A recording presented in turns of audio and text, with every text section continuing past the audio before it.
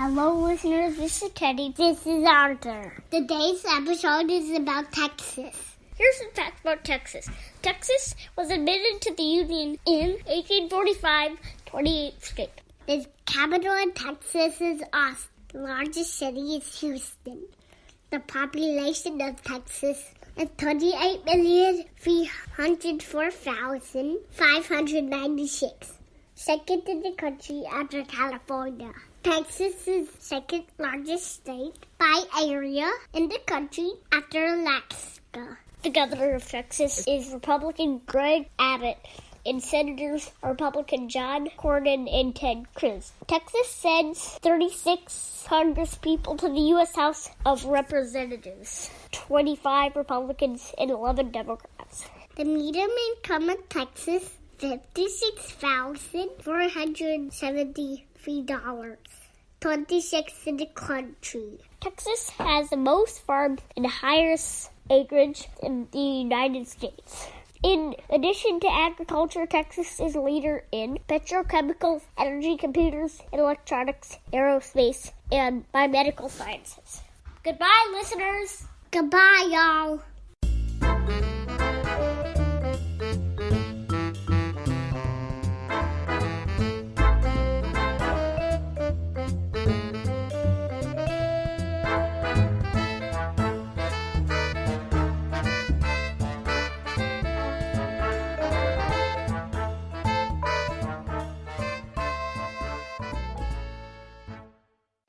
Hey everybody, this is Kelly with Two Broads Talking Politics. Today we have our big Texas episode, which we're super excited about.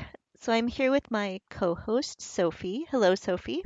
Hey girl, hey! And we have a special guest in this segment, Terry Bermea from Battleground Texas. Hello. Hello, thank you for having me on. So I am excited to think about Texas as a battleground state. And so when I discovered that there was an organization called Battleground Texas, I knew we had to talk to you. So could you start by telling us a little bit about what Battleground Texas is? Absolutely. We are a very grassroots organization. We got started in 2013. We're dedicated to turning Texas into a battleground state by treating it like one. And some of our focuses include expanding the electorate. So we do this by registering voters and turning them out, and then also mobilizing those voters that may not have been very active in the political process in the last few years. So we want to re-energize them. And then the other thing that we really focus on as well is recruiting and training volunteers to go out and organize in their own communities. So we're very volunteer driven as well. That is excellent. And could you tell us a little bit about your background in politics and in organizing? My first political engagement, I guess you can say, was in high school. My best friend's aunt ran for state rep, and I was a senior in high school, and she kind of made me a volunteer. Honestly, I had no idea what I was doing. I was super intimidated when we went to canvass for the first time. But there was something really empowering about talking to voters and, getting them to get engaged in the process. And so I went on to study politics in college. And then after grad school, I was ready to take a job with a nonprofit. And then Battleground Texas called and offered me a job. And I had no idea what an organizer did, but it sounded exciting and it scared me a little bit. So I was like, you know what, I'm going to do this. So I've been organizing since 2014, and I got started with Battleground Texas and learned mostly everything I know about organizing from this organization. And most recently, I was working in Virginia on the presidential election, and then ended the cycle in Utah, which was really fun. Got to meet a lot of really great people there. And I'm really glad to be back here in Texas with Battleground, working on the 2018 election cycle. So really excited to be back in Texas. Excellent. We were just in Utah with our last statewide episode. It seems like there could be exciting things happening there. Yeah, there's a lot of really passionate people there. So it's a great place. Yeah.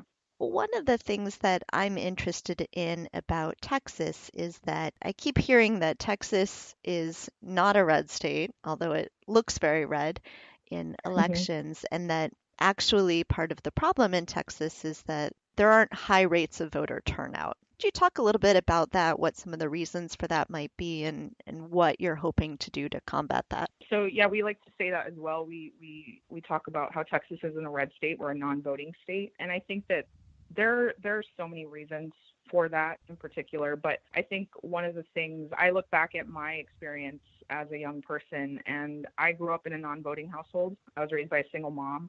And so that fell very low on our priority list. And it wasn't until someone invited me to be part of the process in high school that I got engaged. And so I think that's kind of one of the things that we focus on as an organization is talking to young people and engaging them early on and changing that voting culture, right? Because there are so many reasons why people don't vote, whether they feel that their vote doesn't matter. It ranges from a lot of things, or they just don't have the time to do it. And so that's one of the things that we focus on is kind of the idea of starting them young and making that a topic of conversation, showing them that they can actually create change in their communities. And I think the other thing to look at too is that, here in Texas, you see that at the state legislature, we have a predominantly white male state legislature. And so now that we have so many more people running for office, so many more women running and people of color, I think that's exciting for people to see. And I think we'll see a lot more people coming out and participating in the process, because when candidates represent their communities, I think the community comes out in support of them. One of the things I've seen mentioned a few times is the voter ID laws in Texas, and there seems to have been some movement around that, some attempts to try to get that a little less restrictive or to at least demystify what it is that people need. So could you talk a little bit about what voter ID laws do look like in Texas and if there have been any changes recently?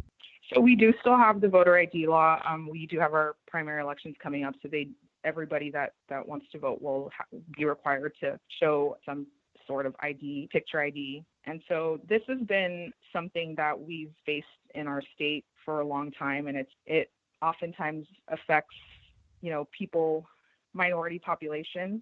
And there's so many articles out there that you can look at where people, do try to go out and do what they can to get an ID, but they don't have the means to do it. And so it affects a lot of people. If you look at our voter registration laws, there's a lot of things that you have to meet in order to be able to go out and register voters. Those are two of the things that we face here, and that does definitely affect a lot of people in terms of being able to go out and vote.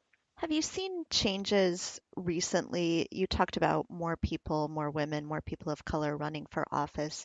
Are you also seeing sort of increased participation and interest in participation from people who could be first-time voters or returning to voting who haven't been voting recently? Absolutely. I think we definitely saw an unprecedented number of people that expressed interest in volunteering with us in 2017 and right after the election. And so we definitely have felt that.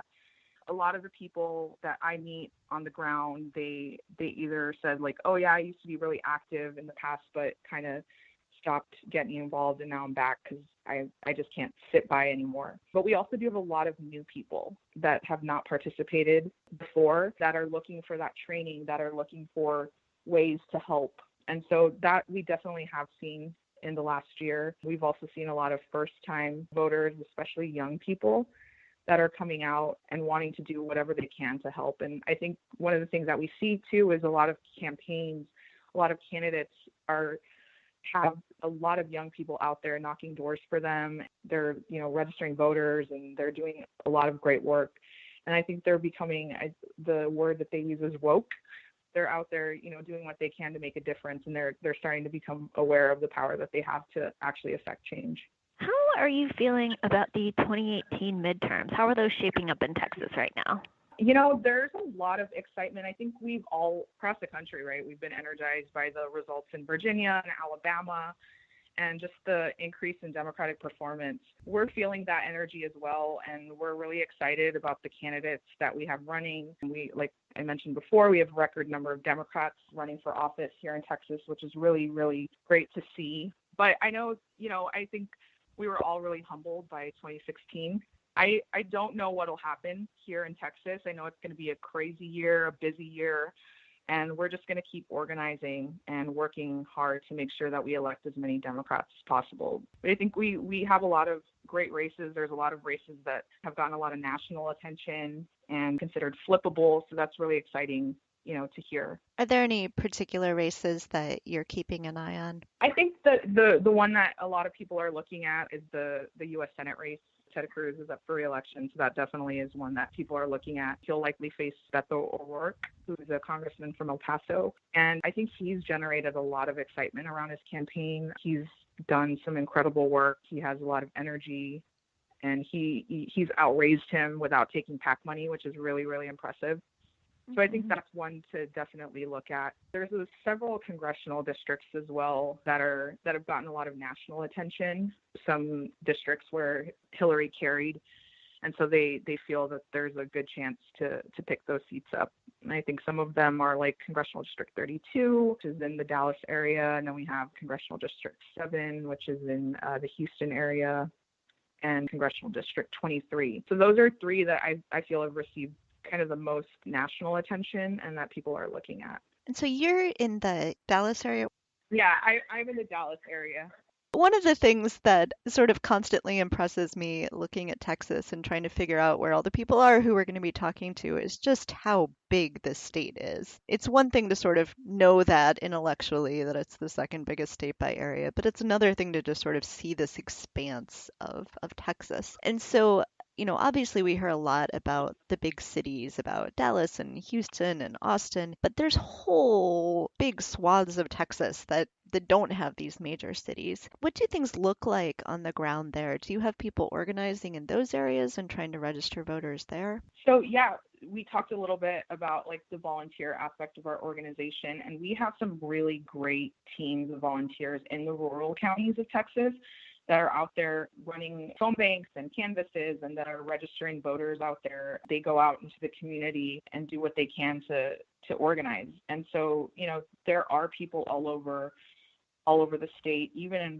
the most rural parts of Texas, that are coming out and coming out of their shell and being proud of the fact that they're Democrats. Another thing that is really great about Beto's campaign is that he's visiting all 254 counties in Texas, and even in the smallest counties, he packs the rooms there. So that's really great to see, and it's something that I haven't seen before, and it gives me a lot of hope for Texas, and especially in the rural parts, to see that energy. That's really exciting. 254 counties. That is